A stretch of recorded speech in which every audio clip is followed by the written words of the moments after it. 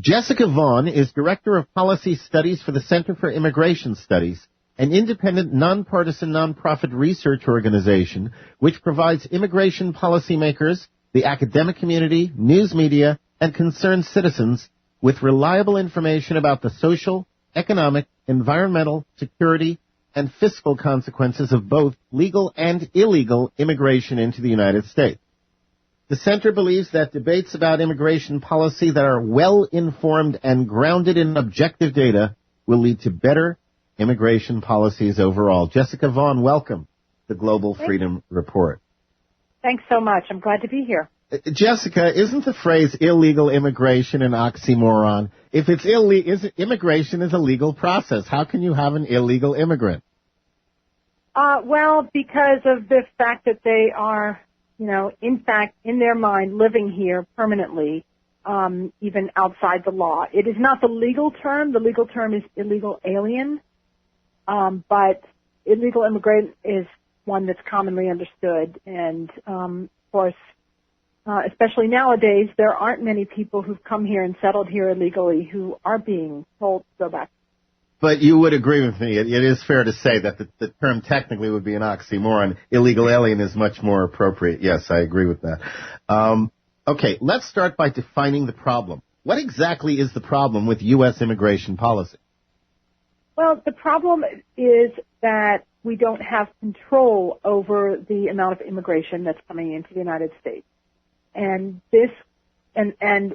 the immigration that we are getting is in numbers and characteristics that causes problems in specific ways and to specific groups of people. There are some people that benefit from mass immigration of the kind that we've experienced in the last couple of decades, but for the most part, it is just not a good deal for most Americans at this point in time, and especially harmful to people who are competing for jobs in the same kinds of occupations as most immigrants. And that would be people who, for whatever reason, haven't had a chance to get higher education in college or sometimes not even graduate from high school.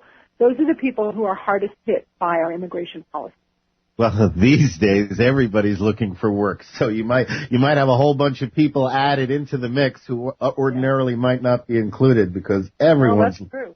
Yeah, everyone is looking for work. Is the problem unique to U.S. immigration policy? Do other countries have better control over their immigrants, or is this something that just is spreading around the world? Well, a lot of countries have an illegal immigration problem, but the United States is the only place in the world where we have a highly developed country right up next to and sharing a land border with an underdeveloped country, Mexico. Mexico is not a poor country, but much of the population there simply, doesn't have good economic prospects. So that's a recipe for mass illegal immigration, and also when you combine that with an illegal immigration policy that gives preference to people who are related to somebody who came earlier, even if that person came illegally. That's a recipe for continued mass immigration that just grows and grows over time. Some other countries in Europe and other places are experiencing the same kinds of pressures, but not to the degree that we are. Other countries do a better job of have more nimble immigration policies that change based on, the number of people that have been coming in or the skills matches that they're getting. Places like Canada and Australia, for example, do a much better job of trying to fine-tune legal immigration to the needs of the economy. How would you suggest solving the problems caused by the 12 million people who are illegally living in the United States? 888-747-1968. Jessica, is my number correct? Is it 12 million? I know at one point it was about that. It was. We think it has dipped a little bit. We used a figure close to 11 million at this point in time. But it's gone down? It has gone down. A number of settled illegal immigrants has gone down for a couple of reasons. One is there are parts of the border that are much harder to cross through now. And there are parts that are still very easy, but it has slowed down in certain parts. Also, a number of states have enacted tough immigration laws, and a lot of people have simply decided that it's not so great to be living here illegally anymore, and they've gone home. Well, the economy has part of it, too. I'm sorry, last thing? Well, the economy is part of it, too, because, for example, the construction industry has been very hard hit in this economy, and there is not as much work as there once was. So it's a combination of fewer people trying to come in illegally and a significant number of people going home on their own. Now, before the break, you mentioned that the United States is kind of unique in that it is a well-developed first world nation that abuts an underdeveloped nation. I don't know that you'd call Mexico third world per se, but it certainly is a lower standard of living than the United States. Well, who dropped the ball? I mean, shouldn't we have anticipated this kind of problem? If you're going to put a rich state next to a poor state, that we're going to have this problem, let's think about it in advance and plan for it. Who dropped the ball? Well, I would have to say Congress and also a number of our past presidents have dropped the ball. The problem is that for so many years our immigration policy has been dominated by the special interests who benefit from it, and that is the immigrants' rights groups, big business, and also the immigration lawyers groups are the ones who historically were the most interested in immigration policy and ones who put all the pressure on a few members of Congress who were making the policy. And for years, when I first started on this issue, that's how the policy was made. In recent years, as illegal immigration has grown and grown and grown and actually become more spread out around the country, it's not just California, Texas, New York, Illinois anymore. It's now Georgia, Iowa, Minnesota, Utah, Washington, and Oregon. It's, every state has a problem with illegal immigration. And so people beyond the sort of usual suspects who were deeply entrenched in the issue started getting interested in it, and it changed the dynamic completely. I would say in the early 2000s is really when I started to see more people paying attention and trying to do something about the problem, because it was no longer just concentrated in a few states where you expect. What kind of ripple effects are there as a result of these people living in a country not their own? I mean, we know some of the immediate effect, but there's got to be ancillary effects as well. What does it mean having 11 or 12 million people who are not citizens living in this country? Well, the first thing it means is that there is, in our particular case, the United States, having a large illegal population, mostly from Latin America, most of whom are not as well educated as our native population.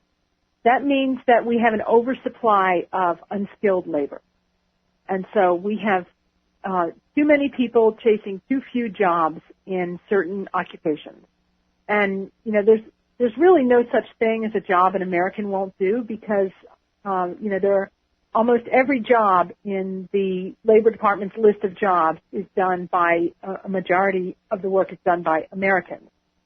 So this just, drives down people's wages, and actually in many cases, U.S. workers are displaced from those jobs as employers deliberately bypass U.S. workers and choose illegal immigrant workers because they want to pay them less and, not treat them that well.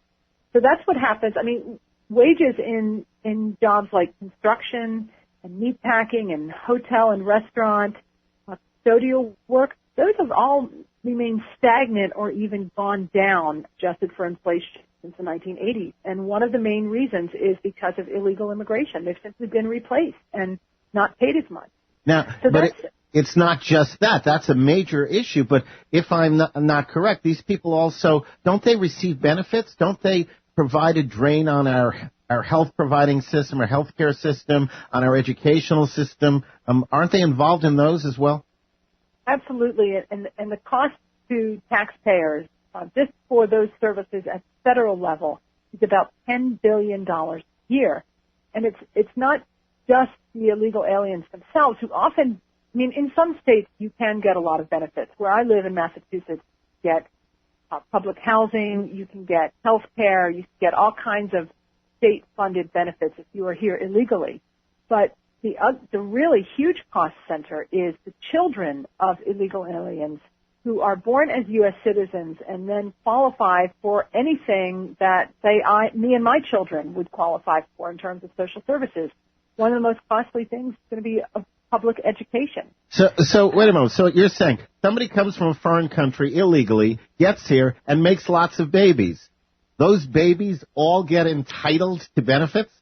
Oh, well, first thing they get is a U.S. birth certificate and U.S. citizenship because they were born here on U.S. soil. And that qualifies them for anything in any U.S. Exactly. And that's really, a lot of people don't realize that's the most significant fiscal cost of illegal immigration is services to these kids. And their parents are usually not making enough money because of the fact that they're not as well educated, they're not working in high-paying jobs. It's not that they're, any kind of, worse person morally than anyone else. It's just a fact of life in our society that when you're working in a lower income job, you're going to qualify for social services, and we give them, and it costs money. Medicaid is a huge cost center for illegal immigrants. It's usually the U.S.-born children of illegal immigrants because they don't have health insurance. Okay. All of the growth in the uninsured population in our country is due to illegal immigration. So I think it's pretty clear we have quite a problem. Now, how is all of this affected by the recent U.S. Supreme Court ruling that the Arizona immigration law is constitutional?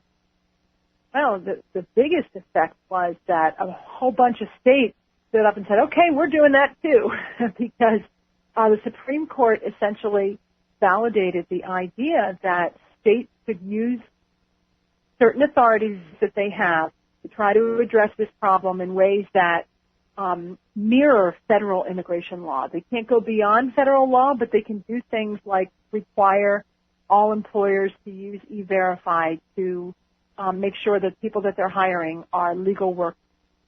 And so that really gets at the big problem here, which is the job magnet. We cut off employment opportunities for people to come here illegally. Not only are fewer people going to come, but a lot of people are going to go home. And there was a study that found that Arizona's E-Verify law was responsible for a 17% drop in the illegal population over 2 years. Well, and so all of this sounds very good, but I understand that there's a similar law, similar to the Arizona law, now being pursued by the Alabama legislature, and that Obama has come out against it. Now, this makes no sense to me because, A, Obama came out against Arizona. It's been adjudicated. He lost. So if Alabama's doing something similar, A, it seems like a waste of time, and B, since Arizona is already having a positive effect, why would Obama come out against Alabama's law? Well, because to the Obama administration, it's more important to find a way for illegal aliens who settled here to stay than it is to create jobs for unemployed Americans. I mean, I think it's really that simple. And there were 5 states that passed laws like Arizona's in the last year, and they were Utah, Indiana, Alabama, Georgia passed a tougher one, and South Carolina passed a tougher one. So, I mean, these states can see the benefits of these laws, and they're going to keep it up. They all know that they face potentially a suit from the Department of Justice, paid for by U.S. taxpayers. But what is the objection? What is Obama's voiced objection? I'm not saying what's his real motive, but what is he claiming? Because the Supremes have come in and they've chimed in. So if that's not changing his attitude, what is his objection? The objection that they have raised and based the lawsuit on is that states do not have the right to help the federal government enforce immigration laws if it makes the federal government do more than it wants to do. Now, hang on. But isn't that what the Supreme Court just ruled on? And if so, can't all of these objections be simply thrown out on the grounds that they've already been adjudicated? Well, no, because the Supreme Court ruled on Arizona's first law, which was only on E-Verify, and the verification process. There's still the second Arizona law, which is the one that got all the attention last year, which has to do with police officers being able to question people about their immigration status and making it state crime to be in the state as an illegal alien, and a couple other provisions like that. And these other state laws, Alabama and so on, also have those provisions as well as the E-Verify provisions. So the Obama administration is essentially saying, you're going to make us do too much enforcement, and that's not allowed. It's called, I don't see that it stands a large chance of success after the first ruling, but, they feel it's important and feel that they need to do it. Okay. Now, when I ask the question, why has the federal government failed for so long to solve this problem, could the answer be as simple as they simply don't want to solve it? It could be, or it could, I don't know if some of them don't want to solve it, that's for sure. Some of them just don't realize that it's as large a problem as it is. Some people think that even illegal immigration is beneficial to our country. They usually live in kind of a different world from most people. But yeah, and part of it has been that for a long, long time, there was no real constituency making their voices heard that was, asking politicians to solve this problem. People were just kind of, not very vocal on it, or if they were vocal, they were only from a few states. But in recent years, there's more organization of people, and as I said, it's spread out more, and the problem's just gotten bigger and bigger. And the other thing that got people's attention, of course, is 9/11, and, which is kind of the worst case scenario for what can go wrong when you don't control immigration or you don't control the entry of foreign nationals. They all came here on legal visas and overstayed, and there were so many opportunities to apprehend them. And that's when the federal government kind of started, making some progress on this. That's when states started tightening up their driver's license laws. I really think that the driver's licensing and making it a requirement that people be here legally before they can get a driver's license has been one of the most important in terms of deterring illegal immigrants and making them go home. I would think that if you're a criminal, if you're illegal, if you're not here legitimate, if I go into a foreign country, I can't just go and start working. And I travel around the world. Right now I'm coming to you from New Zealand. I can't just go out someplace and work because that would take money out of the economy, out of the people who live here. I'm not allowed to. Yeah. There's no question about that. This is not an issue. Nobody says it's unfair. I don't say it's unfair. It's perfectly reasonable. I understand there's something now on Capitol Hill called the HALT Act that relates to all of this. What can you tell us about it? Oh, the HALT Act was introduced by Lamar Smith, who's chairman of the House Judiciary Committee. And what he wants to do is to make it impossible for the Obama administration to use certain parts of the immigration law that were designed to provide exceptions for the most compelling, rare, and exceptional hardship cases of people who were here illegally that allowed them to stay. What the Obama administration has indicated it wants to do is to use those parts of the law to provide more of a generalized amnesty for millions of illegal aliens. And so Lamar Smith's bill would suspend those specific parts of the law that exist that allow them to provide exceptions. Say you can't make any exceptions until after the end of the first Obama term. And just take them off the table and not allow them to do it at all. What kind of support does this have? Good question.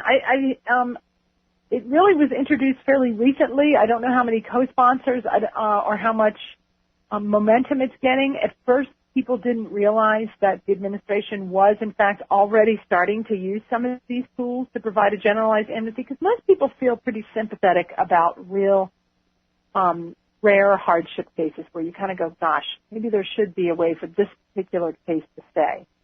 But those should be few and far between. And what I've noticed, I testified on the impact of this bill, and I found that there were some of these tools were, in fact, being used a lot more under the Obama administration than ever before.